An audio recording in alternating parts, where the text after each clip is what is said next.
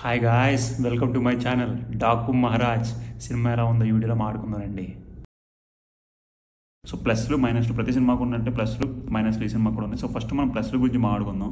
So cinema ఓవరాల్గా ఎలా ఉందంటే సినిమా బాగుంది, చూడొచ్చు, థియేటర్కి వెళ్ళి సినిమా చూడొచ్చు.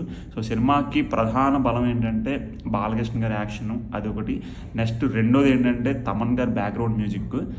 నెక్స్ట్ మూడోది ఏంటంటే కెమెరా వర్క్ కూడా చాలా బాగుంది.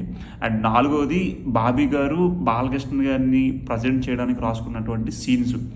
ఎక్కడెక్కడైతే బాలకృష్ణ గారి ఇంట్రడక్షన్ ఉంటుందో చాలా వరకు సీన్లు బాలకృష్ణ గారు ఇన్వాల్వ్ అయ్యే చాలా వరకు సీన్లు కూడా బాబీ గారు ఒక ఇంట్రడక్షన్ సీన్ అన్నట్టుగానే రాసుకున్నారు. ఆ ప్రతి సీన్లు కూడా బాగా ఎలివేట్ చేయడానికి అన్నట్టుగా మంచి ఎమోషన్స్ని, స్టోరీని బిల్డప్ చేశారు. ఆబ్వియస్లీ మీ అందరికీ తెలిసిందే బాలకృష్ణ గారి సినిమాలు అంటే హై వోల్టేజ్ ఎమోషన్స్ ఉంటాయి, హై వోల్టేజ్ యాక్షన్ సీన్స్ ఉంటాయి, హై వోల్టేజ్ డైలాగ్స్ ఉంటాయి.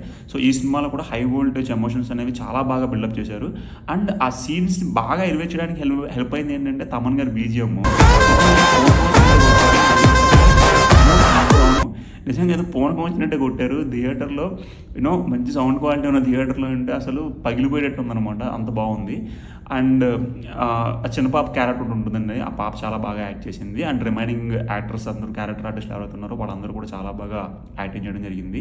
సో యాక్టర్స్ ముగ్గురు ఉన్నారు, సో వాళ్ళు కూడా చాలా క్యూట్గా ఉన్నారు, వాళ్ళ యాక్షన్ కూడా చాలా బాగుంది. అండ్ ఓవరాల్గా సినిమా మీరు ఎక్కడ కూడా బోర్ అనిపించదు. సినిమా అంతా కూడా ఒక లెవెల్లో అట్లాగే వెళ్ళి సెటిల్డ్గా వెళ్ళిపోతుంది సినిమా. సో ఇవి ప్లస్ పాయింట్లు.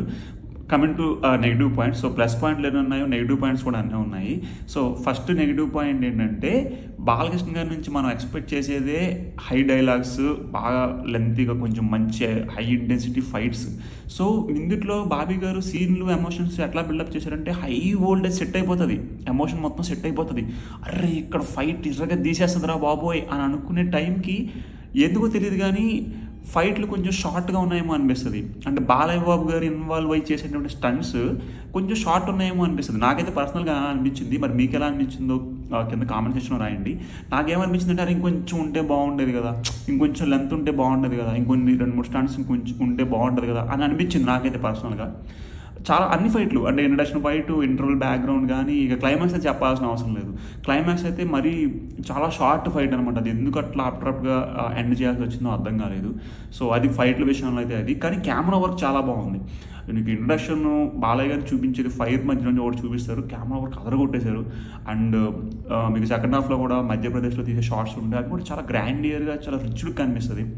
అండ్ చూపించే స్టిల్స్, ఆ ఫైట్స్లో ఉండే స్టిల్స్ కానివ్వండి, బాలయ్య గారు వచ్చే విధానం కానివ్వండి, అవన్నీ చాలా బాగుంటాయి.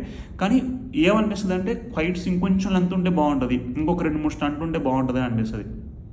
అండ్ ఇంకా స్టోరీ పరంగా వచ్చినప్పుడు కొత్తగా ఏమీ అనిపించదు. సో అంతా కూడా ప్రెడిక్టబుల్గా అనిపిస్తుంది. ఇంతకుముందు మనం బాలయ్య బాబు గారి సినిమాలో ఏమైతే చూస్తామో సేమ్ ఇందులో కూడా ఒక కరెంట్ స్టోరీ నడుస్తుంది. ఆ కరెంట్లో ఒక ప్రాబ్లం వస్తుంది, ఆయన ప్రొడక్ట్ చేయడానికి వస్తారు. సో ఆయనకు ఒక ఫ్లాష్ బ్యాక్ ఉంటుంది. ఆ ఫ్లాష్ బ్యాక్లో ఆయన ఎందుకు వైలెంట్గా కనబట్టారనే పాయింట్ ఉంటుంది. సో సేమ్ లైక్ సింహ, లెజెండ్, అఖండ, ఆ సినిమాలో ఈ లైన్లో వీరసింహారెడ్డి, ఈ సినిమా లైన్లో మొత్తం మనం ఏం చూసామో ఈ సినిమా కూడా అదే కోవలోకి వెళ్ళిపోతుంది. కొత్తదనంగా స్టోరీ పరంగా అయితే కొత్తదనం ఏమీ లేదు, అదే రొటీన్ స్టోరీ. అండ్ ఇంకొక మైనస్ పాయింట్ ఏంటంటే విలనిజం మరీ ఎక్స్ట్రీమ్ లెవెల్కి వెళ్ళిపోతుంది. లైక్ ఇది కూడా ఎక్స్పెక్టెడే. ఇంతకుముందు సినిమాలో కూడా మనం చూసుకుంటాం. అంటే విలనిజం ఎస్టాబ్లిష్ చేసినప్పుడు మరి ఒక ఊరు మొత్తాన్ని చంపేయడం, ఊరు మొత్తాన్ని కాల్ చేయడం, లేదా 100 మంది 200 మందిని చంపేయడం నిజంగా అంత అవసరమా అనిపిస్తుంది. కానీ మరి అంతలాగా బిల్డప్ చేసినప్పుడు దానికి ఎండింగ్ కూడా అదే రేంజ్లో ఉండాలి, కానీ ఎండింగ్ ఆ రేంజ్లో లేదు. అంటే సినిమా స్టార్ట్ అయ్యి వెళ్ళిన రేంజ్కి ఎండ్ అయిపోయిన విధానానికి అసలు సంబంధం ఉండదు. మీకు ఇదేంటి ఇలా అయిపోయింది అనిపిస్తుంది. అండ్ సెకండ్ హాఫ్లో కూడా కొంచెం ల్యాగ్ అనిపిస్తుంది స్టోరీ.